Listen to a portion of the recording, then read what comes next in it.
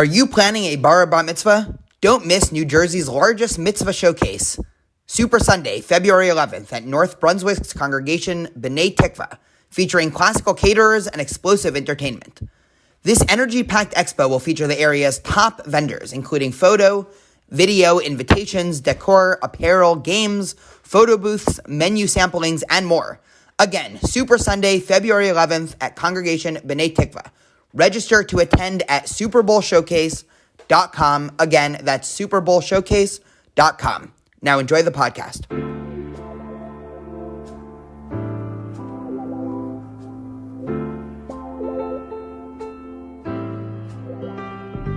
Welcome to J Life with Daniel. I'm your host, Rabbi Daniel Levine. Okay, well, today we have on the podcast Rabbi Jeremy Weisblatt, who is currently the Rabbi of Hillel at University of Delaware.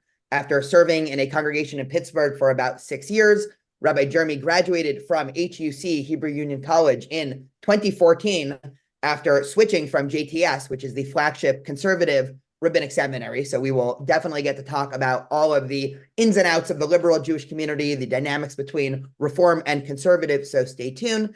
And Rabbi Jeremy is also on the CCAR, the wider reform movement's team or panel that comes up with halachic responsa. So Jeremy, welcome to the podcast.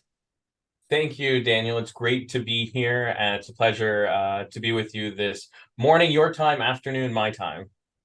Yeah, well, I'm so excited to get into all things really progressive Judaism. And let's start there, because for me, and listeners are aware that I come from a Orthodox background, right? Just for, brief overview for listeners, Orthodoxy is generally the denomination of American life that people associate with rigid adherence to Jewish law, to halakha, and generally on the other end of the spectrum, the reform movement is known for really anything but that. I mean, I think, listeners, I've certainly talked about this on the podcast before, but sort of the famous / infamous act of American Reform Judaism was the Treifa banquet, which was by now over 100 years ago, but this was really the leaders of American Reform Judaism having a dinner where they specifically served all the most non-kosher foods possible, basically proving the point that in their eyes, Judaism has evolved out of the sort of archaic, ritualistic, mosaic law of halakha and has evolved into much more of a social justice-based, more of an ideas-based religion, as opposed to, what Judaism had been. So what does it even mean to you? I mean, we'll just start with an overview, and then we can dig in a little bit narrowly. What is progressive halakha? How does the reform movement and halakha interact? So if I may, before I go there for a second, I love talking about the Treifa banquet, and I highly recommend for your listeners, if anyone hasn't read it, Rabbi Dr. Lance Sussman, retired a couple years ago, wrote a fantastic article 5-10 years ago or something on the history of the Treifa banquet. And what's really interesting is that if you look at the history of American Judaism at that time, most American Jews were actually okay with shellfish, that it was considered vegetables of the sea, or veggies of the sea, if you will, and oysters and clams, like it really wasn't a big deal. And most people ate oysters. It was just a thing you did, even Jews who we might consider on the more observant line. And so the Treifa banquet had its apologists and then also had its defenders and saying, well, we didn't mean to do it, but maybe we did. And so there's this really interesting, rich history around that moment and this interesting background of American Judaism trying to deal with what do we keep, what don't we keep? Because of course we know, right, what's on our table can prevent us from interacting with people and can also prevent us, or it can keep a boundary, right, of who we want to interact with. And so that was a real hallmark moment for the movement, and the movement itself really into this ethical monotheism, taking away from a lot of ritual practice. I mean, I used to joke when I was in the congregational rabbinate and people would ask me, do we believe in heaven or hell? And I say, the original reformers were a lot smarter than me because they said there's no such thing as heaven or hell, right? Somehow they knew that it didn't exist. And in the platform, heaven and hell are gone. And now today, a lot of liberal Jews, I think, don't accept that. And so the movement has transitioned over 150 years from those early days with Geiger back in Germany, even, of this ethical monotheism to flirting with ritual, trying to understand ritual in a different way, which can then take us to ritual practice and halakha.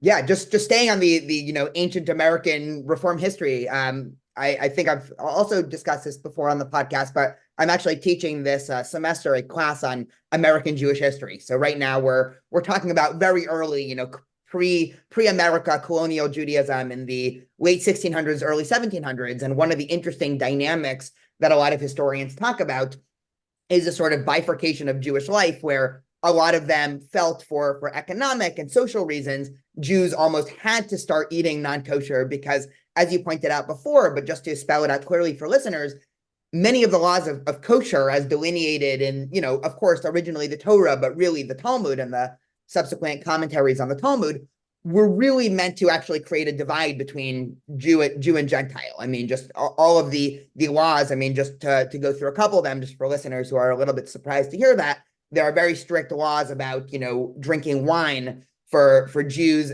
One, drinking wine between Jews and non-Jews. Two, of course, who makes the wine and that whole debate. There are debates about who makes bread. There are debates about eating the food that is cooked in a non-Jewish kitchen, even separate than laws of kosher, just depending on who cooks the food. And so you get a sense that the laws of kosher were really there to create this divide.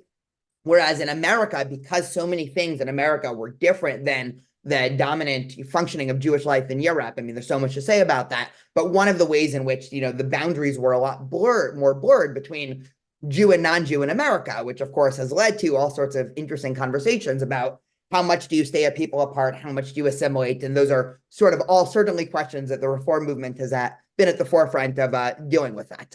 So unless you have something to add, let's get into this idea of progressive halacha. You had mentioned before that there was this pivot of Reform Judaism to become, we'll call it the pinnacle of Protestantism of the Reform movement. And what I mean by that is sort of the pinnacle of saying that Judaism is all about these ideas and these beliefs, and almost to some extent staunch antinomianism, right? Completely rejecting any sense of law and the laws of being binding and ritual, to a movement that we see now. I mean, of course, I'm skipping over a lot of history, but where you do see a lot of young reform or conservative, or I'll call it liberal Jews, because, as we probably both know from campus, the number of people who identify strongly as reform as opposed to conservative, as opposed to reconstructionist, right?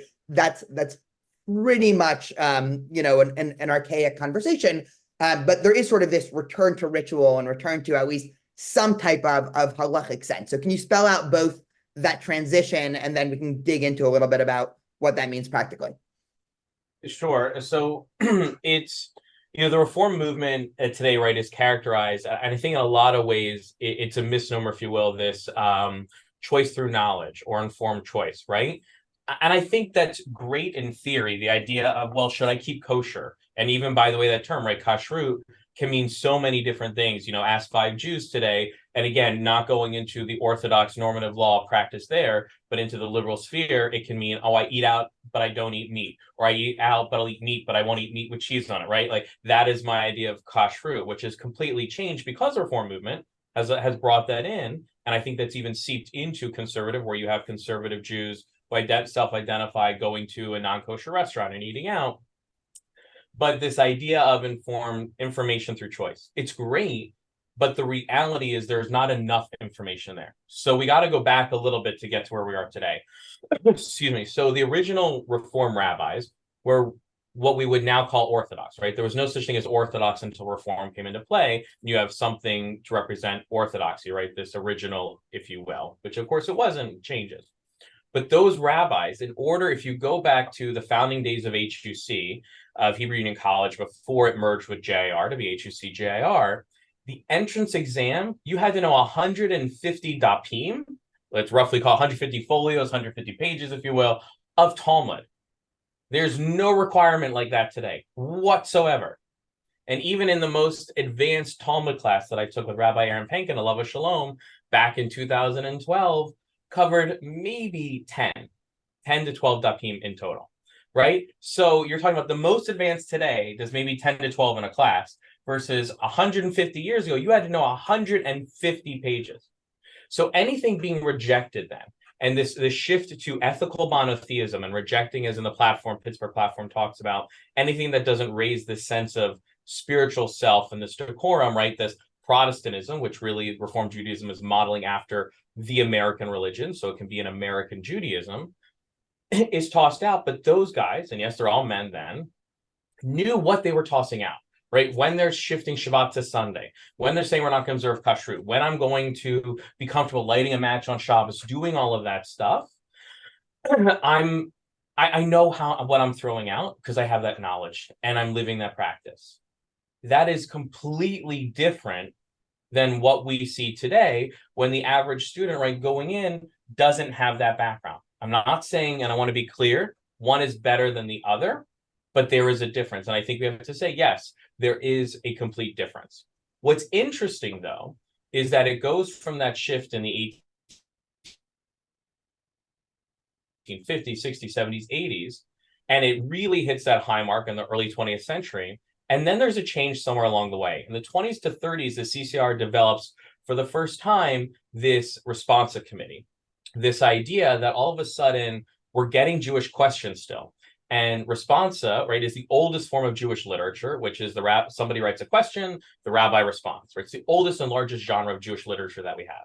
And something spurs that says we're still getting these questions. One of my favorite questions that I read was, is it appropriate for a rabbi to go to a dance on Friday night? Because that was the thing that was done. And the responsa from the Reform movement says, absolutely not. The rabbi shouldn't. The rabbi should be observing Shabbat, should go to shul, and go home and be with his family. And so that shows us that there is this idea of halacha, and again, I can get to like, what does that mean, bichlal, like writ large in their movement, but there's this idea that there are things outside the boundaries. So contrary to popular belief that some might have, that Reform says any and all is okay, there's actually a sense that no, there are things outside the boundary, outside the pale of what is accepted, or should be, I should say, accepted Reform Jewish practice.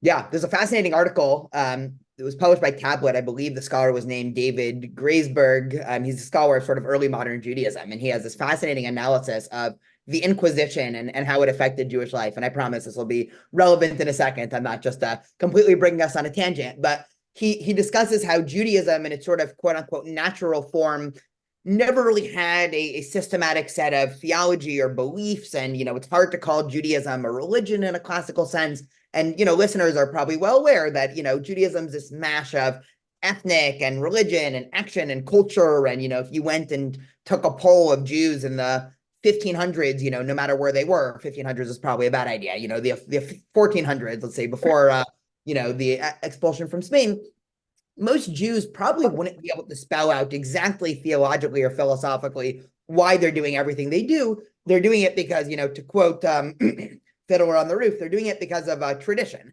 And the interesting move that the Enlightenment and subsequent Reform Judaism makes is to initially bifurcate those two and to say, no, we actually have, we can analyze through, rationalistic and philosophic and, very much taking from the Greek tradition, and we can try to analyze Judaism in some sense, but then it creates a problem because there's very little in Jewish life and sort of the interesting, and I will use the word indigenous, even though it's a loaded term, but sort of in wider indigenous Jewish life, we don't really have, deep, well thought out reasons for why we do everything we do. Obviously, later commentators, especially the Kabbalistic tradition and Hasidic tradition, right? They're going to try to give post priori or post facto reasons for everything. But a lot of things we do are really just because of tradition. And this is the bread and butter of Jewish life. And, the same way that I can't rationally spell out why, Super Bowl Sunday, the number of barbecues grows. Obviously there's some sociological reason, but there's no, divine philosophic reason for Jewish practice throughout history. It was a lot closer to there.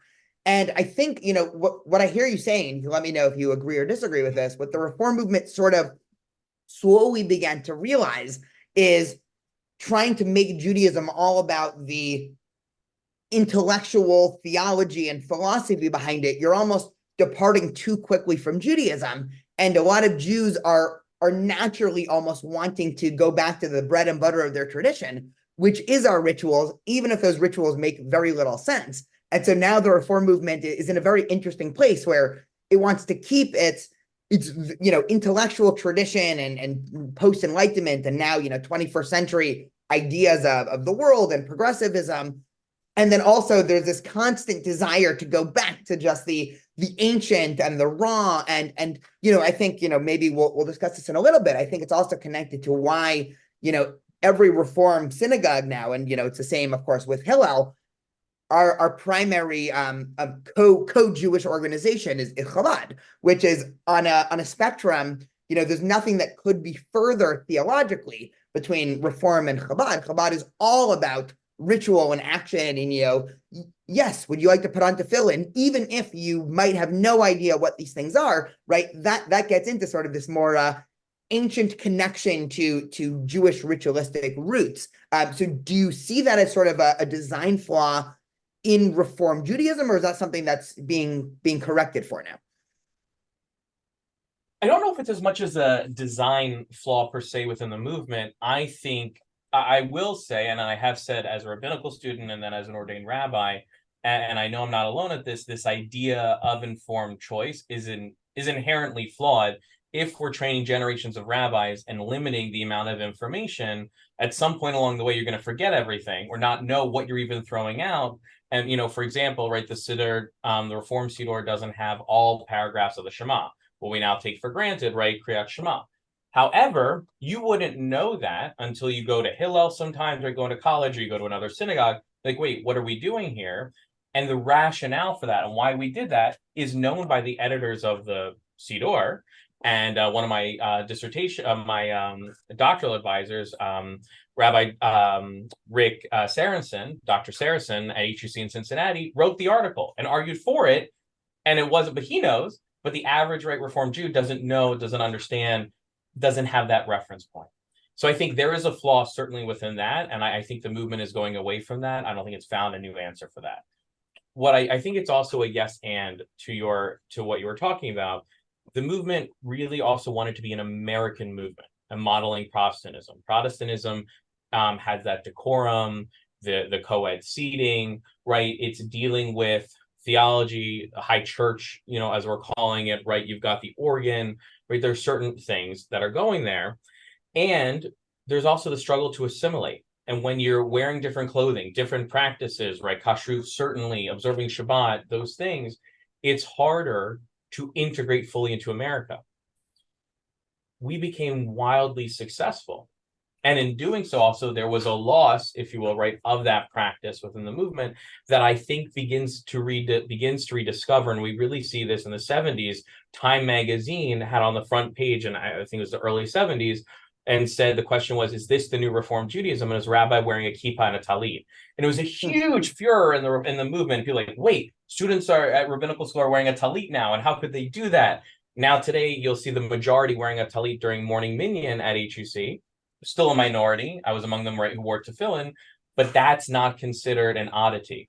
Whereas 30, 40 years ago, not only was an oddity, it was like, how dare you?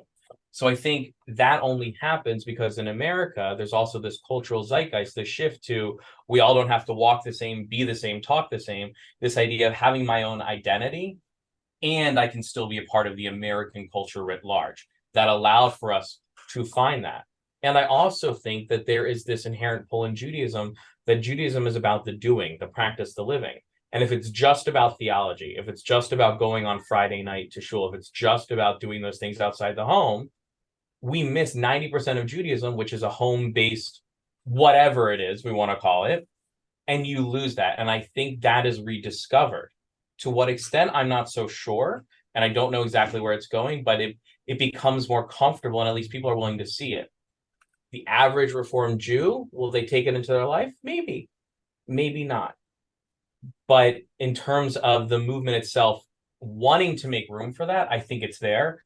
But there's still a strong minority of us in that observance, in that practice, and I would not call it the majority who want to see that. And I think the movement today is really struggling. You hit the nail on the head earlier about social justice, which I think wasn't quite there in the beginning. That was ethical monotheism, but really today it's social justice, right? It's the rack, it's how are we out there on the street, and it's really struggling with what happened post October 7th. And this idea of, wait, we were with all these groups, now they're not supporting us, but we believe in social justice. And I think the movement is going through some major questions right now of what does that mean to stand for that, and where does Torah fit into that? So I'm gonna pocket October 7th for a second because I'll save that for the next question. But no, I'm happy you brought it up. Just to go back to something you were saying before, there's this constant tension. It's almost what I call the model of the Passover Seder, where I think the rabbis of the Haggadah, or the rabbis of, that were coming up with the Seder, really understood education, because what they realized, which is contrary to how you're describing this idea of informed choice and initial reform, is it's not questioning and discovery that leads to doing action. It's actually the opposite. It's action that leads to questions. And the entirety of the Seder, as listeners are well aware, right? We're doing all these things, right? We have matzah, and we have the salt water, and we have, this invented thing called karpas, which, is the celery or parsley dipped in salt water. The rabbis in the Talmud explicitly say the reason why we do karpas is not for any reason other than kids will be sitting at the table wondering why we're dipping celery into salt water, and ask, and it's an opening to conversation about, why we do rituals. And so there, it's specifically the fact that when you grow up in a community that has ingrained rituals, at a certain point, I mean, I certainly, had this awareness one day from the time I was, 12 and 9 months. So, a couple months before my bar mitzvah, I was expected to put on tefillin every single day, except for Shabbat, of course. And I just did it, unquestioningly, because that's what I did. I was 13, sure, you show up to school every day and that's what you have to do. And at a certain point, you get older and then you start to say, well, what am I actually doing? What does it say in there? Why am I doing this? Do I believe in the values of this? Do I believe in the entire structure that's underpinning this? And if I was never forced to put on tefillin, and force is a strong word, if I was never in a social setting and a religious setting that it was a requirement to wear tefillin every day, chances are at 13, if somebody tried to sit me down and say, well, here are all these interesting ideas, and, one way in which the way people validate those ideas is by, waking up early every morning and wrapping these boxes to your arm, chances are I would have never done it. And I think, interestingly enough, what you're describing in the 70s, it's interesting because, a couple of just interesting points about the 70s, right?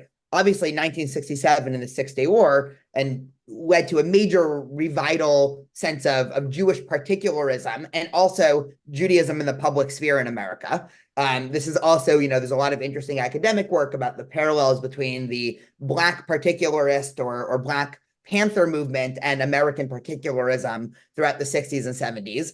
This is also at a time when the Chabad Lubavitch movement is really starting its spreading and leading up to its current ubiquity around America. And again, we discussed before, one of the interesting back and forths, and I believe this is also in the 70s, but listeners can fact check me, is a series is really a debate between the Lubavitcher Rebbe and the head of the Reform movement about whether or not Jews should have public menorah celebrations, where obviously the Rebbe of Chabad said, of course we should, right? This whole idea that, religion doesn't, belong in public life, maybe that's some ideal of the Constitution, but in practice, there are Christmas trees and crosses everywhere on every hilltop. I actually grew up, in San Diego. We had a Mount Soledad, which was, again, this beautiful public park that was honoring veterans of the Second World War. And on top of it was a giant cross. So I sort of grew up every day with a reminder of, okay, this is a Christian country, even though it's not a Christian country. So the Lubavitcher Rebbe said, okay, cool. Once this is a country similar to Europe, that religion does exist in the public sphere, Jews should also do that. Whereas the head of the Reform movement, I forgot his name at the time, was saying, no, our whole political advocacy as liberals is to try to say religion never belongs in the public sphere. Now, obviously, historically, Chabad won that debate because now there isn't a liberal Jewish community in the country that probably doesn't do something public. Hanukkah has turned into the public holiday, but it is a fascinating back and forth. I'll give it to you if you have any more thoughts here before we'll move on to October 7th.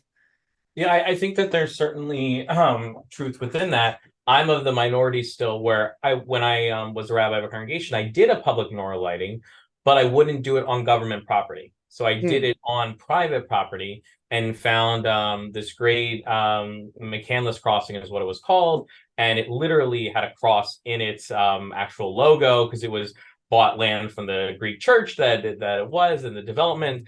but they were totally fine, and we could do the menorah lighting, and it was beautiful, and it was wonderful. And because there are those of us from the liberal side who say, well, we can do it publicly, we also don't want to do it on that government or on that public property, that we still struggle with that. So yes, I want it public, but I'll do it on private land, right? So I want my cake and eat it too, and sometimes it can work and sometimes it doesn't. And I think right there, the 60s certainly was a change, and there's this change in the movement, and you have a Siddur today that is much more traditional, if you will, and a mock sword that was released for High Holy Day worship about a decade ago, a little bit more than that, maybe 12, 13 years ago, that also has much more in it than it did. And the reform movement in Israel, for example, in the Siddur actually has a Musaf-ish service in it. And so, right, there are these vestiges that are there and coming back. And I think, again, it's nice that there's this opening. The question is, what will this opening, I think, lead to? And I don't think, though, the majority of the movement is really interested in observance writ large. I don't think it's really interested in, except, like, I all want to keep kosher to a certain point, or observe Shabbos in a certain point. But I think the conversation is there. Whether or not that leads to a change, I think I don't think it's going to lead to the changes of movement adopting it. I think you're going to see greater movement and flux between the liberal streams of reform, reconstructing, and conservative. And I know many families who are part of the conservative shul that I joined. One of the rabbis there is Reconstructionist ordained, and most of the families come from a reform background, but we all like the rabbis and we like the community, and so we're there. We just happen to be there. And I know the reform rabbi at the other shul, and that's great, but we all happen to connect and be there. And I see more and more of this. We're connecting with the rabbi community rather than the denomination. So I think that's also an issue in liberal Judaism, outside of the whole, whether it is about observance, whether it's about halakha, whether it's about that knowledge. And in a way, going back to the way it used to be, which is, right, you join the community that you're with rather than I'm purposely seeking out that movement. Again, that's an issue. And I think you can't have a movement without institutions supporting it. And when we look today, and I'll just take the reform movement, for example, when you no longer have this biennial, which happens every 2 years, when you no longer have regional directors, when you no longer have the things to support it, that's an issue. How do you build up the movement? And there's now this splinter group that's emerged called Recharging Judaism, or Recharging Reform, or something like that, that's based out of New York, that's holding its own stuff because they care about Reform Judaism, but they tend to be, many of them, on the more traditional side, if you will, of Reform Judaism. So I think Reform is going through, if you will, another birthing pain. And that's going to, I think, take place over the next 2, 5, 10 years. What's going to come out in the 2030s, I don't know, but I definitely think it's leading to this greater change in the movement, and completely different than what we even saw 10 years ago. Yeah, this might be an unfair comment, so call me out on it if you disagree with the premise. But one of the interesting differences between, Orthodoxy and Reform, I mean, there's so many, but this idea that Reform has always been top down in a way that Orthodoxy hasn't. And listeners might be a little bit surprised to say that, because obviously in Orthodoxy, rabbinic authority is viewed as sort of the final word. And so it's top down in that sense. But in terms of the natural evolution of the community, there, of course, has been an evolution in the American Orthodox community in the last 150 years. I mean, we can do a whole podcast episode on that. Certainly the community that I come from, the modern Orthodox community, even in the past 40 years has undergone major, evolution. But a lot of times that change happens bottom up. It happens because of wider sociological changes, right? Probably the biggest change in modern Orthodoxy that's occurring right now is feminism in modern Orthodoxy, right? All sorts of fascinating conversations.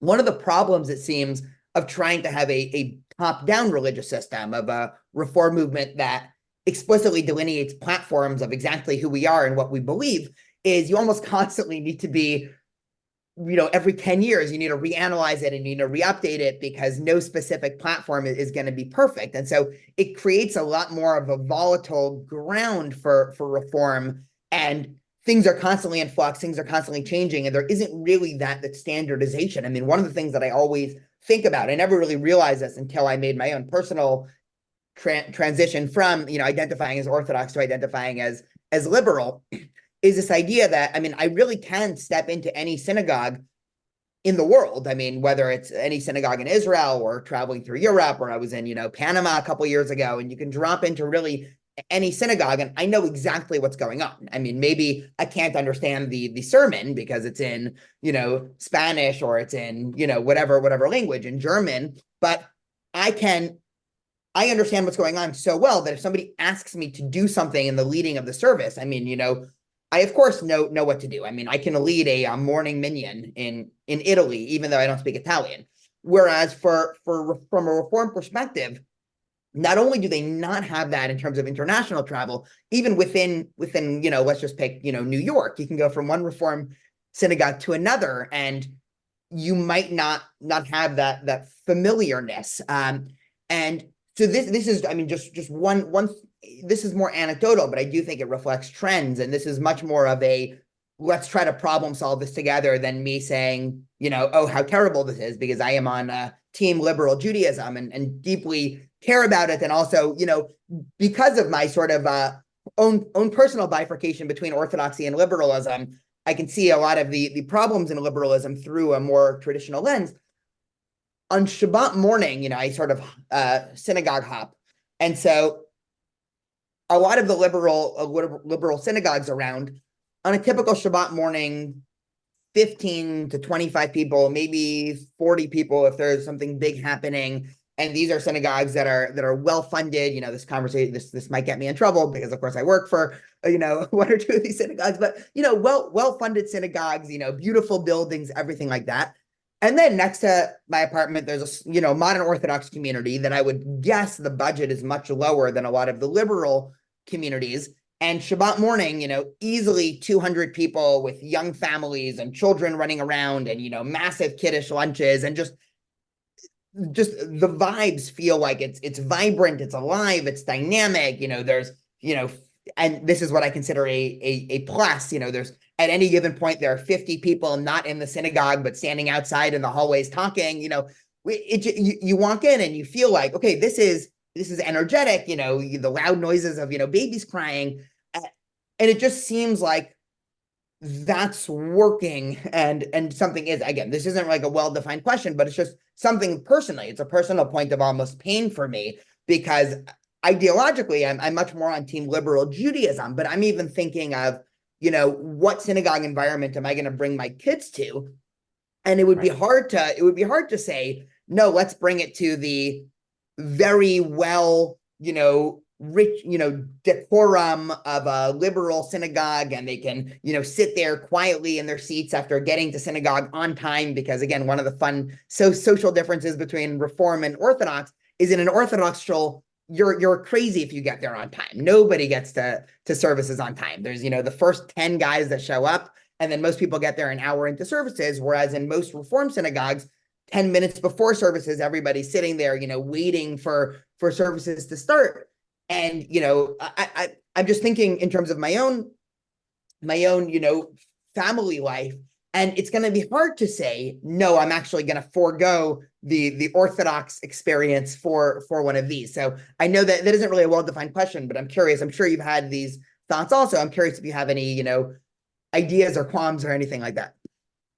Sure. I think you get to, funding issues aside and all of that, the core thing that I raised earlier, which is Reform Judaism, liberal Judaism, is struggling with this. What does it mean to be Jewish, right? Judaism as a verb. And to go from this where it used to be authoritarian, right? Top down, the rabbi and cantor are leading services, to now it's supposed to be more participatory. Depends on the shul and what's happening. Generally, though, the rabbi leads the service and isn't, you don't have other people being the shlich tzibor, shlichei tzibor, right? The congregants, right? To be involved and active in that way. What does it mean to be actively Jewish? And I used to ask my confirmation classes, their topic was for the year, how do you Jew? Because I wanted them to get to the idea that Judaism is not just a thought thing, or not just you show up on a Friday night, but it's something you can actively do every day. And a congregant once asked me during this process, one of the parents said, Rabbi, how come your kids know the Shema? My kids at the time were like 4 and 2, 4 and 1. And I said, well, because I do the bedtime Shema every night with them. And now my son is old enough at 6. He's like, I'm going to do it without you. We don't use a sitter. I do it all from memory. And now he's doing it with me and is saying it. And I told her, I said, because I do it with them every night. And she said, well, do you expect that of me? I said, well, I think it'd be wonderful if you do. She goes, no, that's why we pay you, Rabbi, is so that you're the one who does it. I don't want to do it at home. Now, I'm not saying this is every congregant, and I know people are probably going to get really riled up with me sharing that story, but I think it's an important story because I think it gets to the crux is, are people actively involved? Or is it assumed it's based by the rabbi does it, and you don't do it at home? Because 2 days of Hebrew school is not enough.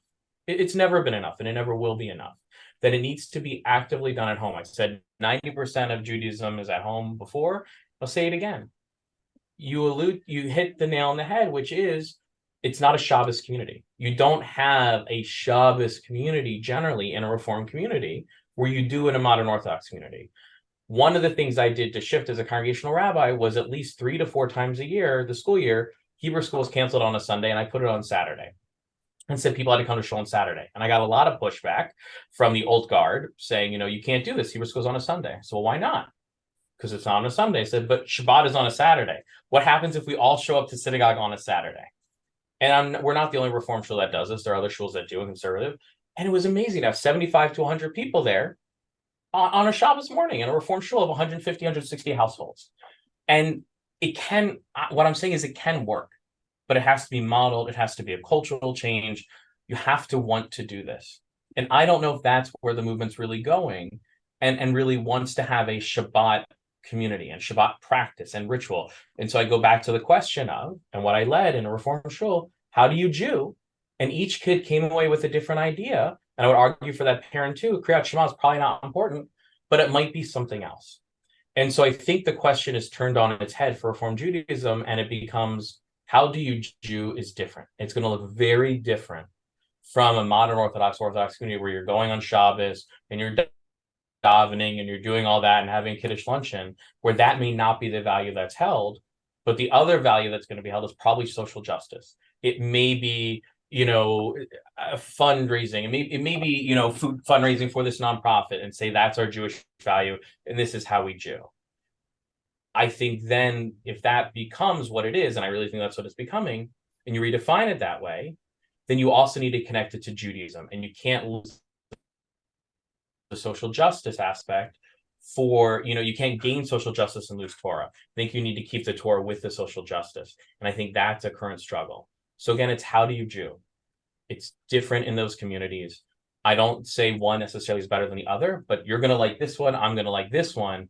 And it's a matter of having leaders building that up, then saying, okay, so if it's not going to be showing up on Shabbat, how do we continue to infuse Torah and practice in a different way if it's social justice? And I don't think that question's been answered yet.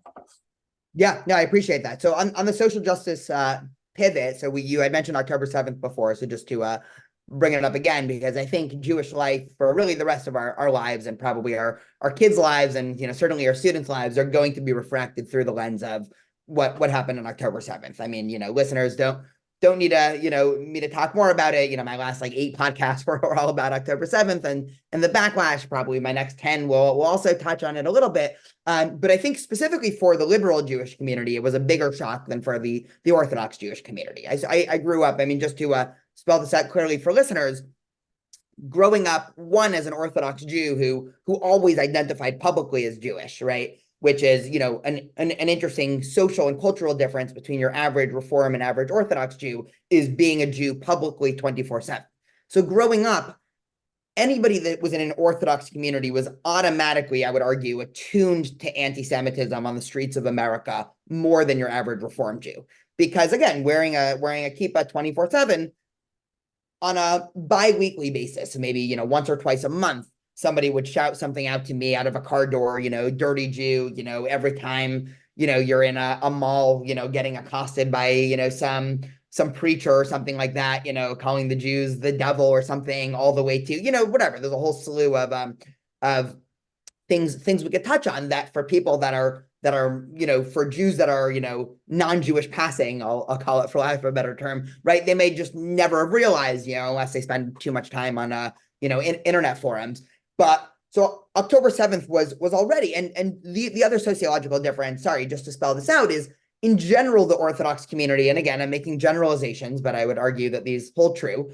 The Orthodox community cares a lot less about intercommunal outreach than the Reform Jewish community, meaning the Orthodox Jewish community is happy being an Orthodox Jewish community. They don't necessarily want, certainly not interfaith. I mean, famously, Rabbi Joseph Soloveitchik, the founder of American Modern Orthodoxy, actually said that interfaith conversations were forbidden by Jewish law. But even in terms of social interactivity, I mean, I'm not saying Orthodox Jews don't care about wider social justice in America trends. I'm sure, if polled, they do. But just realistically, growing up in an Orthodox shul, I don't think we ever did any public, social justice thing that went beyond our community. Again, all sorts of things to unpack there. And so it was just a lot less of an effect, the shock of, oh my God, why is nobody coming to our allyship? And why does it seem like everybody, hates us? And what is happening in the post-October 7th? Most Orthodox Jews shrugged and said, oh, of course, right? Like, this is, and, their politics in Israel generally reflect more of a right-wing political disposition, which already has this idea that sort of everyone on the outside hates us, right? I'm being very terse here, right? But for the liberal Jewish community, right, it's the opposite on almost all accounts. I've talked before on the podcast about how October 7th was certainly a shock for the Israel peace camp. I mean, to the extent that we can talk about there still being a contingency in Israel that believes in peace with the Palestinians, this was a huge shock to the core of that camp, especially because, as listeners know from previous podcasts, the kibbutzim in the south that were attacked on October 7th were actually tended to reflect the most liberal elements of Israeli Jewish society. I mean, the people from these kibbutzim, they were specifically the left-wing protesters that were out there trying to get more rights for Palestinians in Gaza and try to push for a two-state solution. So a lot of shocks there. I'm sure only history will tell of how that affects Israel. But on the American level, there's also some fascinating split, for lack of a better term, in the Reform community, where it seems like, and then I'll hear all of your thoughts and agreements or disagreements on this, it seems like some of the Reform Jewish community is doubling down in sort of the social justice-ification of Judaism and saying that if our social justice and our allyship, with either the LGBTQ community or the African-American community or just general, minority communities, if that is leading us to a path where we are actually now forced to basically be on the quote unquote very critical, if not anti-Israel side, okay, we'll be led there and we'll stand there with ceasefire signs and block freeways, just like everyone else. And then the other half, I don't know if it's exactly a 50-50, but the other chunk of the Reform and liberal Jewish community is having a wake-up moment and saying, oh my goodness, what is happening, right? We have to completely reanalyze who we are, our disposition, our universalism versus particularism, and there's a real return to Jewish particularistic roots, which includes Zionism, that I'm seeing from the other half of the liberal Jewish community. So I'm curious to throw that to you, both in your experience. I mean, you can talk about campus, which listeners are always fascinated about, or just your wider from your vantage point as a staple of a whole variety of different liberal Jewish communities. So there's a lot to unpack there with the question and the background and everything. I think, I can't comment on exact numbers. I don't even know if we have polling data yet, although it'll be interesting to see if Leading Edge, Pew, or others would have that data for us.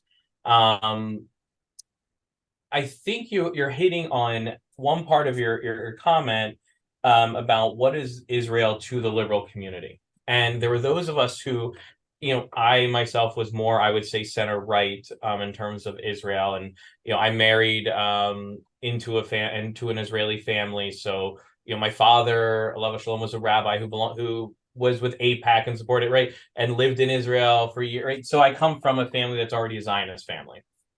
But what's interesting, right, is I see one of my brothers is 17 years younger than me. And I see in him what the question is, will Gen Z, right, then Gen Alpha really connect with Israel? We were already even seeing that with the very end of the millennial generation. Are they going to care? And I think before you even get to Israel, I think part of it is you have to look at the American experience with anti-Semitism. And unlike our European, Latin American, even Canadian, counterparts, anti-Semitism in America wasn't to that level. I think October 27th in Pittsburgh, and I was a rabbi then in one of the communities that happened in Pittsburgh, began to shake that sense of complacency. But it really was Israel which did. And you're right, it was October 7th, in this idea of left-leaning organizations. I was among the minority of some of my colleagues because of some of the feedback and pushback I was getting even before that. And I was doing a lot of social justice work, but was concerned with some of the comments, was concerned with seeing, Jews kept out of pride parades and other things because we're Jewish, because we believed in Israel, right? I wasn't surprised.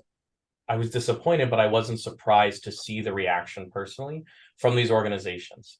Chuck Schumer stood in the Senate chambers and said in November how, we are shocked, like liberal Jewry is shocked that all these people we help support and march in the streets are not marching side by side with us. I don't think it's a surprise, though, if we were more critical of and pay closer attention to things that were being said prior to October 7th, that I think that there were breadcrumbs there. It has definitely affected the liberal community. And I think there's a crisis of conscience. There's a crisis of identity. What does it mean? I don't think it's causing people to give up that connection to social justice. I think it's causing them to give up those communities. But I know for a fact, and I've seen it here on campus, and I've heard from other colleagues, directly one-on-one, right? Not, hearsay, that it's causing people to ask questions. It's causing people to think twice about who they're going to partner with. Luckily, for the most part, thank God, we've been okay here at the University of Delaware for the most part, but I know that's not the case everywhere. In fact, this issue about Israel and partnership was why this Recharging Judaism, Recharging Reform conference started literally right before October 7th. I think it was May or April of 23, was to connect more young Jews and young Reform rabbis to Israel. And that's what it was about, and getting Israel back in the conversation. There's definitely a rift. There's definitely this anti-Zionist wing. And that scares me. That scares me because, unfortunately, through history, when it's good, it never stays good. Rabbi Sachs, wrote in one of his books about Pesach, and it was relating to the Covenant Conversation series. If you're familiar with it, if not, go check it out. I don't get paid by Corin to say that, but it's a great book, and talks about how when things are good, Jews tend to not be as closely connected to the Jewish community and observant. And when things get bad, we suddenly come back to it. And that's been a constant cycle in Jewish experience for thousands of years. And I don't know what would lead us to think that just because we were blessed with a ridiculous golden period in America, that wasn't perfectly golden, right? There's still anti-Semitism, the gentleman's agreement, all those other things. But it was, compared to anything else we had experienced, to make people think that it wouldn't change for us. Because it did change. And I think we as a liberal Jewish community have to come to terms with what does that mean, who our partners are, and what does it mean to not support Israel right now. I'm not saying I agree with everything the Israeli government is doing in response, but still not to be supportive of that and to not have a Jewish state. And I think it is vital to the Jewish experience, vital to Judaism writ large, that we have a Jewish state. Is it perfect? No. Is it the state that I dreamed it could be? No. But I think we need to support it. And just even in saying that puts me outside the pale for a lot of people within the liberal world. But I think we need to not be afraid to have those conversations. And I'll just end by saying, people I think are feeling more comfortable in the liberal sphere to have these conversations now that they weren't prior to on October 6th. Again, what are they going to lead to? I don't know. But at least people are now having these conversations about Israel, about anti-Semitism, and the reality of being a Jew in the world, even a liberal assimilated Jew. Yeah. I guess I'll say a relatively strong comment, and you can see if you have any reactions, then we can pivot to our final. I definitely want to talk about your doctoral work. It's because I think it's fascinating, and also just especially given our conversation, it's fascinating because listeners will be pleasantly surprised to hear that you're doing work on medieval Talmudic, mostly legal scholars. So we'll talk about that in a second. I'm convinced, and I don't think this is just my emotional hope. I do think this is based off my intellectual just awareness of Jewish history, although, maybe you can call me on that if you disagree. I don't think anti-Zionism and anti-Zionist Jews are going to last. I'm not saying anything terrible, of course, is going to happen to them, but I can't see them just not assimilating in 1 or 2 generations. I mean, I actually don't see a path it is obvious that in the 20th and also 21st century, Zionism is not Judaism, right? Of course, the concentric circles are not exactly overlapping, but it is to some extent trying to be Jewish without participating in the project that is the biggest project of the Jewish people in modernity, and also a complete disconnect from every institution. And even just on a funding level, it's a lot harder to fund. I mean, I don't see anybody who's going to front a ton of money for anti-Zionist Jewish community, because typically, if you are an anti-Zionist, the money you would use is for other causes, right? Social justice causes, stuff in the LGBTQ community, stuff in the African-American community, right? There's better ways to spend philanthropy money than community for anti-Zionist Jews if somebody has those political dispositions. Whereas the people that are funding the big organizations, again, this isn't even normative necessarily, this is descriptive.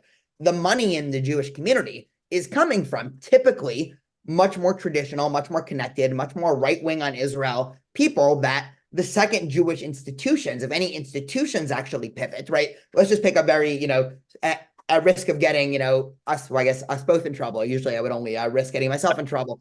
But if Hillel decided, right, I'll just speak for on behalf of us. If Orange County Hillel decided that we were anti-Zionist, right? We have come, we have seen the light, our funding would dry up in a minute. And it probably should. I mean, I think ethically, but just factually, it just wouldn't be able to last. So I'm not convinced that, like, I do see it as being a fear, because I think as Jewish educators, hopefully both of us find it sad that there's some failure of education that's going on in the Jewish community that's leading a lot of Jewish 19-year-olds to being anti-Zionist.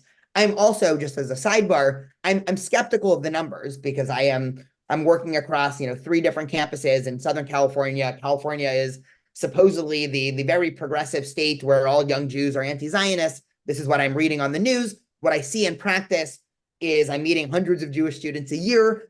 I wouldn't really call any of them anti-Zionist. Some of them have questions, quite reasonable questions, but I actually am really not seeing the growth of anti-Zionism. So that's something on the side. I would love to, talk to somebody who does demographics or surveys about that. But yeah, so I think I'm a little bit less worried about that other side. The thing I find more interesting is that secondary aspect that we were talking about, is this almost return to, roots that really are underpinning our whole conversation. If you have any follow-up thoughts on that, and then we'll pivot one more time.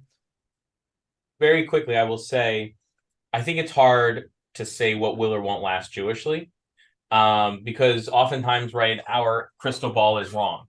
The Reform movement was anti-Zionist when it started out, literally in the platform saying we don't believe in a return to homeland, that you were fired or kicked out if you were Zionist. And in fact, when we merged with JR, HUC with JR, one of the things Stephen S. Wise wanted was to make sure that you could be a Zionist and be comfortable here. And that was tough in the 30s and 40s. And it wasn't until really after 67 that the movement really became proudly, Zionist. I do think there are people who prioritize anti-Zionism. Neturei Karta, right, for example, right? They're still going on and they're, anti-Zionist. Certainly. No, but I'm only saying that because that's such a different realm of thing. Stick to the liberal side. I honestly, personally, and I have no facts to back this up other than my own, gut. I wouldn't be surprised if in another 75 years, Israel, God willing, celebrating its 150th birthday, that there are still anti-Zionist groups out there. I think it's, as long as you're going to have Israel, I think you're going to have these groups, Jewish groups, who are still going to be on that side. I really don't see it leaving. You may not have the same funders for it, right? You may not have the same level of capital, but it's there. And I don't know the exact reason why, and we could spend hours trying to figure it out, but I think it's going to just continue to exist. I wish I knew why. I wish I understood what was going on enough to try to have that conversation to be persuasive enough, and maybe one day I will. But I don't think it's going away anytime soon. And I'm not as rosy on that as you, that in a generation or two it'll be gone. I think, sadly, it'll still be there. I do. I think it will continue to exist, even in a small minority, so long as we have Eretz Israel. Yeah, no, I certainly appreciate that. Okay, last pivot. We've been talking for about 50 minutes, so we can go for another 10 or 12 minutes. Sure. you are also doing a doctorate on medieval Talmudic commentators. You picked a series of three famous in the yeshiva world, probably virtually unknown outside, of the yeshiva world, of rabbis who are all Sephardic Right. rabbis, all deep Talmudic commentators. I guess before even going into, maybe we'll just pick on one of them, so we don't have time to go through all three. Why medieval Talmudic commentators? I have always loved studying halakha, love halakha, right? To bring it full circle. One of those weird liberal Jews who loves that. For me, there's no such thing as Judaism without halakha. And we could, again, have a whole other podcast on defining halakha.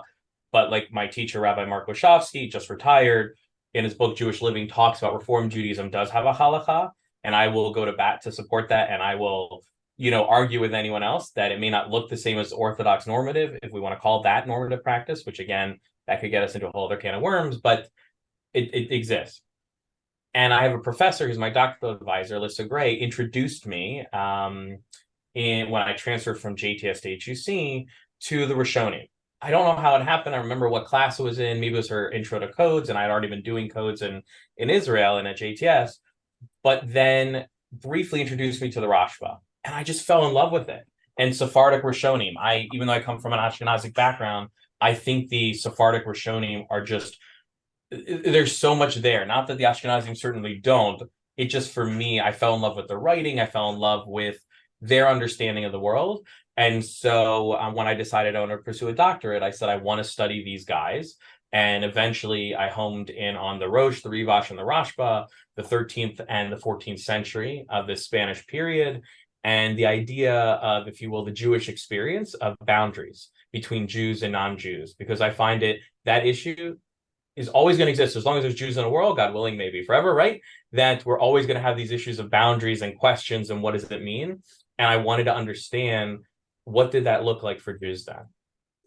Fascinating. So let's just dig in on the Rosh, because he has quite an interesting biography, and there's also a lot of interesting things in his life and his commentary that touches on this. The Rosh is also known as Rabbeinu Asher, just for listeners. You had told me this before. I didn't know this, that he started off in the Ashkenazi world. Once I looked it up, he started off in Italy, I believe, and then came down south to Toledo. And you can correct me on the facts of that. The one thing that I do know, just interestingly about the Rosh, is he was involved in the famous or infamous ransoming of Rabbi Meir of Rottenburg, which I think touches on both weirdly on historic events and also what you're saying in terms of boundaries. Can you just give us the story in brief, and then we can talk a little bit more about Rabbeinu Asher's Talmudic work? So, full disclosure, I'm not as familiar with that episode because that's not the focus of my dissertation. But there's this big concept in halakha about, and that really happens in the medieval world, about whether you should pay these non-Jewish authorities, generally Christian authorities, for ransoming famous Jewish people. And usually they would take the rabbi or someone wealthy or whatever, hold them an indefinite period of time, and the Jewish community would have to come up with this money in order to get them back.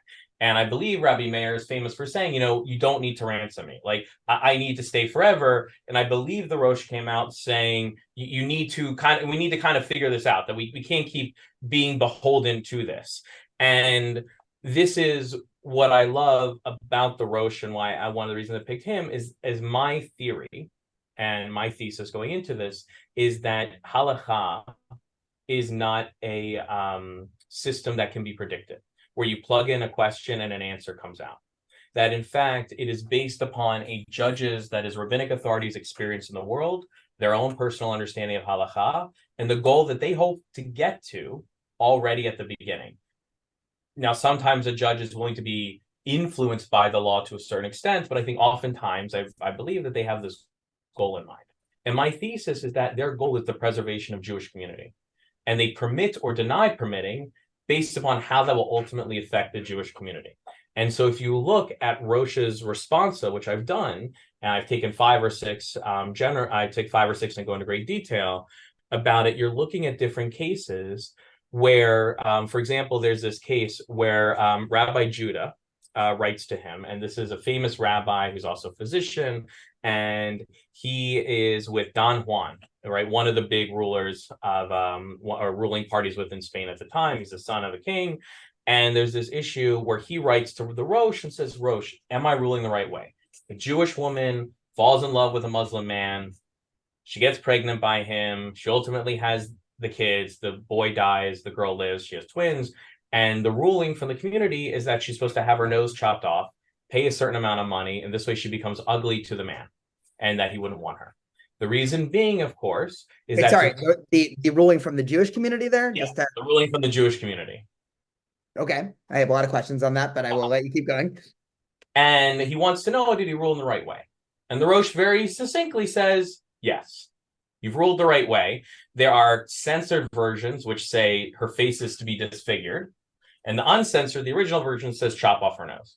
The reason being is to dissuade other people from this behavior, because there's gossip going around. There's lashon hara, right, running around, oh my gosh, and talking about it. And so people, the ruling is to make sure that other Jews shouldn't think it's permissible to violate the communal sexual societal norms, to go out with someone of another faith, to sleep with them, violating the law, and having this child, and the child was being taken and converted into Islam. So you not only have the issue of people sleeping with people who aren't Jewish and violating those societal norms, but you also have the issue of losing future members of the Jewish community. And by chopping off her nose and making her pay a fine because she's a wealthy woman, instead of the money going to the man, is to make sure that people see this as taken seriously and to dissuade others. And so the Rosh rules, what we would say quite harshly, agreeing with Rabbi Judah, does so because he wants to preserve, in my argument, the Jewish community. That's fascinating. I have honestly never heard of a case in Jewish law about cutting off or disfiguring anybody. So have a lot of... It's actually quite common in that era that they punishments. Really? We don't know if the punishments were ever carried out, even though the Jews actually have the authority. The Spanish crowns give Jews capital authority, but we don't know if they're actually carried out. There's not like a follow-up that says, by the way, we did this. We don't know. Interesting. Okay, so it could be, I mean, just for my own Talmudic both sanity and knowledge, it could be almost similar to how the Talmud spells out its own capital cases, which is the Talmud, used just for listeners who might be interested, gives about 100 pages of description of, how to try somebody in a capital case, how the punishments are carried out, how to question the witnesses. And then at the very end of the Talmud basically concludes, oh, by the way, we've never actually done this. A court has never actually... That they don't say, though. So we know some of them may have been carried out. Others we're not sure. But we do know for a fact Jewish communities sometimes were given the power by the Christian authorities to self-enforce to the point of capital punishment. And so there may have been cases carried out, may not have been some cases. So it's not... I wish I could say, Dana, that's as clear-cut, but it's not as clear-cut in the medieval era. Got it. No, that's fascinating. So Rabbeinu Asher's whole thesis, as you're putting forth, is that halacha. I mean, it's almost thinking about this in terms of modern American law, because that's probably the lens that a lot of listeners are more familiar with than ancient Babylonian Jewish law in the Talmud.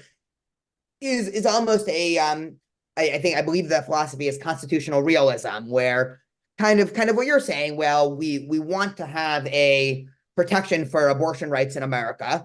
We want that to be on the foundational documents of America, so it is the strongest. We open up the Constitution.